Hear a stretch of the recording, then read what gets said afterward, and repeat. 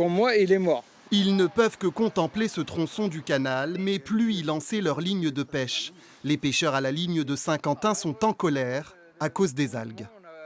Le canal, il se dégrade jour en jour. C'est-à-dire que là, on est dans un bief il y a 15 jours, on pouvait encore pêcher. Il y a 6 mètres d'herbe, donc impêchable. Le coupable, c'est le myriophile hétérophile, une plante qui colonise de nombreux cours d'eau en France.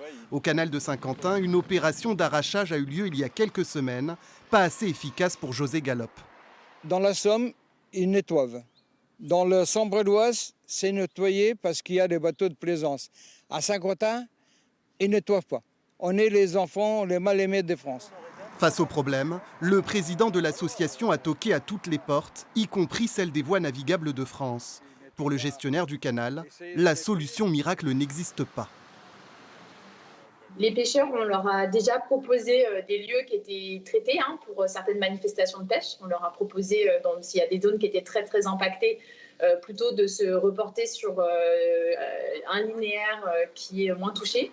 Je comprends que ce n'est pas pleinement satisfaisant, mais en l'état, cette année, c'est ce qu'on peut faire à court terme.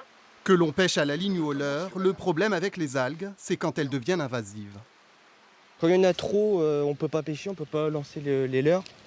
Et puis quand il y en a un peu, ça attire le poisson, en fait, il vient se nicher dedans. Et c'est ce que nous, pêcheurs de brochet, qu'on recherche en fait. Les pêcheurs saint-quentinois espèrent que les algues n'empêcheront pas l'organisation du prochain événement sportif. La Coupe de France Corpo est prévue en septembre prochain.